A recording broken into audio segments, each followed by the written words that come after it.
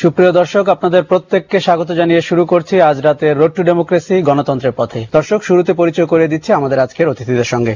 আমার ডান দিকে রয়েছেন বাংলাদেশ জাতীয়তাবাদী দল বিএনপির দপ্তর সম্পাদক রিজভী আহমেদ, বাংলাদেশ আওয়ামী লীগের সাংগঠনিক সম্পাদক মাহমুদুর রহমান মান্না। চলুন দেখে নিচ্ছি আমাদের প্রতিনিধিদের যশোর, ঝিনাইদহ, মাগুরা এবং কুষ্টিয়া অঞ্চলের মানুষ কি ভাবছেন। 1 কেজি ধান এখন আপনার বিক্রি আছে 15 টাকা, 600 টাকা এখন মন বিক্রি আছে। আর এখন এই আপনার সার কিনতে গেলে আপনার 3800 টাকা বস্তা।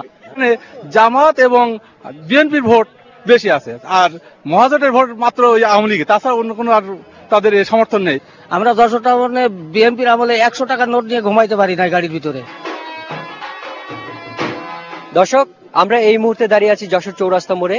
এটি যশোর 3 আসন। এই আসনে মহাজোট থেকে প্রতিদ্বন্দ্বিতা করছেন খালেদুর রহমান টিটো এবং তার সঙ্গে লড়াই করবেন 4 দলীয় ঐক্যজোটের তরিকুল ইসলাম। যে ব্যক্তি ফেল করে টেলি ও যোগাযোগ মিনিস্টার থাকতে পারে, সে ব্যক্তি পাস করে যতটুকু উন্নয়ন করেছে, তাহলে সে ব্যক্তি পরবর্তীতে পাস করলে যশোর শহরকে অন্তত পক্ষে মালয়েশিয়া বানা দিতে পারবে। যশোরের যে অবক্ষয় এবং সাধারণ মানুষ বলা যায় গডফাদার দ্বারা নিয়ন্ত্রিত, সেই তরিকুল ইসলামের মানুষ প্রত্যাখ্যান করবেন। সার সংকট আছে, তারপরে পাবলিক মনে করেন যে সরকার ছিল সেটা মনে করেন একটু দুর্নীতিগ্রস্ত, তারা স্বজন প্রীতি ছিল। 4 দলীয় জোটের এমপি ছিল জনাব শহীদুজ্জামান বেল্টু, উনি খুব বেশি উন্নয়নমূলক কাজ করেনি। এবার যে 22,000 ভোট বিগত বেল্টু সাহেব পেয়েছিল, এই একমাত্র কারণ ওই সংখ্যালঘু ভোটগুলো উঠতে পারত না। সম্ভবত জোট প্রার্থী শেষ পর্যন্ত আবার পাশ করবে। দর্শক, আমরা এই মুহূর্তে দাঁড়িয়ে আছি ঝিনাইদহের পায়রা চত্বরে। এটি ঝিনাইদহ 2 আসন। এই আসনে মহাজোট থেকে প্রতিদ্বন্দ্বিতা করছেন আওয়ামী লীগের শফিকুল ইসলাম, অন্যদিকে 4 দলীয় ঐক্যজোটের পক্ষ থেকে লড়াই করছেন মশিউর রহমান। আমাদের এই অঞ্চলে বৃহৎ দল 3টে, আওয়ামী লীগ, বিএনপি, জামাত। যেহেতু বিএনপি আর জামাত এই 2 দল একসাথে হয়েছে, তো কাজে এই কারণে হয়ে যাবে, পাল্লা ভারী হয়ে যাবে। রহমান তথাকথিত বিএনপির নির্যাতন এবং দলীয়করণ, চাঁদাবাজি, এই সমস্ত কারণে সাধারণ নিরীহ জনগণ তাদের শান্তির জন্য মহাজোটের পক্ষে রায় দেবে। এবার নৌকার বিজয় ইনশাল্লাহ হচ্ছে। দেখা গেল যে একটা ইউনিয়নের তারা সকাল চলে আসতো, কি দ্রুত ভোটার সকালে এসে শহরে ভোট দিত, আবার বিকেলে যে দেখা যায় নাকি গ্রামে ভোট দিত। এতে 10 থেকে 15,000 ভোট ছিল, ফলস ভোট ছিল। এই ভোট দ্রুত ভোটার গুলো ম্যাক্সিমাম 95% বিএনপি ভোট। এই ফলস ভোটগুলো সবই ছিল হচ্ছে যে ওই পৌর নির্বাচনের যে ক্যান্ডিডেটের যে এলাকায় প্রভাব আছে, সেই ক্যান্ডিডেট সেই এলাকায় হচ্ছে ফলস ভোট তৈরি করিল। আমরা আর 4 দিন পরে জাতীয় সংসদ নির্বাচনের দিকে যাচ্ছি। আপনারা দেখছিলেন একটি বিশেষ অঞ্চলের মানুষ কি চাচ্ছে, রাজনীতিবিদ সম্পর্কে কি ধারণা, এমপিদের দায়িত্ববোধ সম্পর্কে কি ধারণা। আপনার এই মুহূর্তের প্রতিক্রিয়া কি আমাদের রাজনীতি এবং যে ভোটটিতে আমরা অংশ নিতে চাচ্ছি? এইটুকুর ভিত্তিতে যদি বলি, তার আমি একটা নেগেটিভ দিক বলবো, একটা পজিটিভ দিকও বলবো। নেগেটিভ দিকটা বলবো, দেখেন কেউই জাতীয় রাজনীতি নিয়ে কথা বলছে না। আবার একটা পজিটিভ সাইডও আছে যে ওরা অনেক কনসিয়াস যে স্থানীয়ভাবে কি হচ্ছে, আগে কি হয়েছে, এখন কি হতে যাচ্ছে, কি হতে পারে, সম্ভাবনা কোনটা, ভালো খারাপ দুটো দিকই। এবং এগুলোর মধ্যে দ্রব্যমূল্য থেকে সন্ত্রাস, তারপরে আইন শৃঙ্খলা, এই সবগুলোই বলছেন। আবার যোগ্যতার বিষয়টা আছে।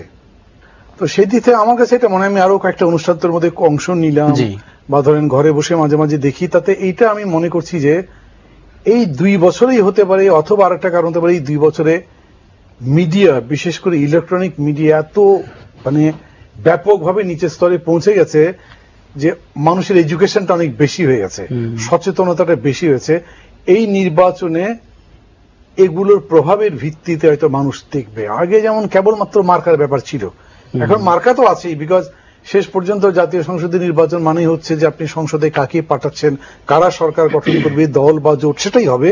কিন্তু তার মধ্যেও একটা কোয়ালিটি জাজমেন্টের মেন্টালিটি মানুষের মধ্যে আসছে, এইটা আমার মনে হচ্ছে। রিজভী আহমেদ, আপনি কি এই মতের সাথে একমত কিনা? প্রায় অধিকাংশই একমত।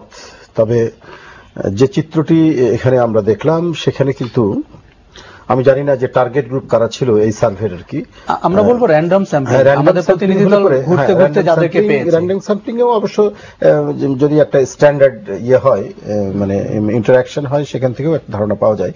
তবে আমার যেটা মনে হয়েছে যে 11 জানুয়ারির পরবর্তী পর্যায়ের যে সমস্ত বিষয়গুলি সামনে নিয়ে আসা হয়েছিল জনগণের সামনে বা জাতির সামনে, সেগুলো যে খুব একটা বেশি প্রভাব বিস্তার করেছে মানুষের মধ্যে, সেটা কিন্তু এই তাদের এই বক্তব্যের মধ্যে দিয়ে আপনারা যে প্রশ্নগুলো করেছেন, আপনাদের কর্মী বাহিনী যে প্রশ্নগুলো করেছে সেখান থেকে কিন্তু খুব একটা বেরিয়ে আসেনি, বরং পুরনো যে মাইন্ডসেট সেই পুরনো মাইন্ডসেট থেকে যে খুব একটা বেরিয়ে এসছে বলে আমার মনে হয় না। সেক্ষেত্রে পজিটিভ ডেভেলপমেন্ট হয়েছে বলে আমার এটা মনে হয়নি। তবে মানে বিশ্বের যে অগ্রগতি, এবং এটা আমরা নিঃসন্দেহে বলতে পারি যে গ্লোবালাইজেশনের কারণে যে একে অপরের যে মানে মানে আন্ত এবং পারস্পরিক যে ক্রিয়া প্রতিক্রিয়ার যেটা আরো বেশি সুযোগ সৃষ্টি হয়েছে গ্লোবালাইজেশনের কারণে, এবং সেই ক্ষেত্রে গণমাধ্যমের একটা বিশাল ভূমিকা আছে।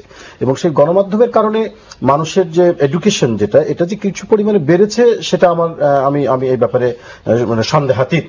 তবে আরেকটি ব্যাপার আছে, সেটা হলো যে যা সত্য এবং যা প্রতিষ্ঠিত আর কি ফ্যাক্ট, সেটা কিন্তু সাধারণত আপনার অতিমাত্রায় যদি কোনো জিনিসের প্রচারণা থাকে, প্রোপাগান্ডা থাকে, সেখানে কিন্তু মানুষের যে ওই যে বললাম যে সেট যে মানে মেন্টাল প্যাটার্ন, সেখানে কিন্তু একটু বলবেন কোনটি অতিমাত্রায় প্রচারণা বলে আপনার মনে হয়েছে? মনে হয়েছে কি, আমি একটা উদাহরণ দিয়ে বলতে পারি। সেটা হলো আপনি জানেন যে এই যে গত যে বিধানসভা নির্বাচন হয়ে গেল পশ্চিম বাংলায়, তখন কিন্তু আমরা দেখেছি যে উল্টে দিব পাল্টে দিব, মানে মিডিয়া খুললে পরেই মনে হচ্ছে যে মমতা ব্যানার্জি এগিয়ে যাচ্ছেন, তিনি একমাত্র নেত্রী, ওখানে সিপিএম এর আর কোনো অবস্থান নাই, মানে একেবারে সাংঘাতিক অবস্থা, সেটা আমরা দেখলাম। এবং এটা মনে মনে যারা আমরা যারা মানে বাংলাদেশে থাকি এবং ওখানকার যারা আমরা মোটামুটি যারা টিভি কোন মাত্রায় যেটা দেখেছি, অথবা এমনি প্রিন্ট মিডিয়াতেও দেখছি, সেখানে কিন্তু রিয়ালিটি আর মিডিয়া, হ্যাঁ রিয়ালিটি এবং মিডিয়া দুই জায়গায় দাঁড়িয়েছে, হ্যাঁ দুই জায়গায় দাঁড়িয়েছিল।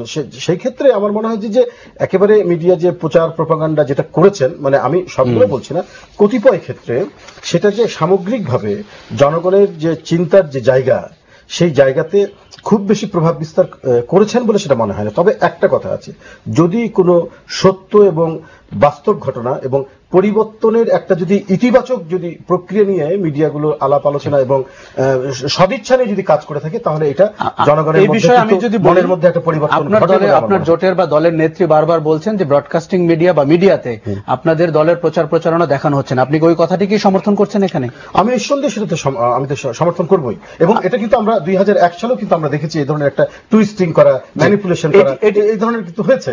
এবং এটি গেল দলের বিষয়, কিন্তু আমরা যদি জনগণের কথার কিছু অংশ ধরে আমি আপনার কাছে ফেরত আসছি, দুর্নীতি, সন্ত্রাস, দ্রব্যমূল্য, এগুলোকে আপনি মিডিয়ার ক্রিয়েশন বলবেন জনগণের কথা? কিন্তু এটা হচ্ছে একটা ওভারঅল বিষয়, এটা একটা জেনারেলাইজ করতে হবে। কিন্তু আপনি ওটাকে টুইস্ট করে একটি রাজনৈতিক দল এবং জোটকে যদি এখানে আপনি টুইস্ট কোথায় দেখলেন? কোথায় না, আমি কিন্তু জনগণের বক্তব্যে না, আপনাকে আমি স্পেসিফিক এটা বলছি, আমি কিন্তু জেনারেলাইজ করছি।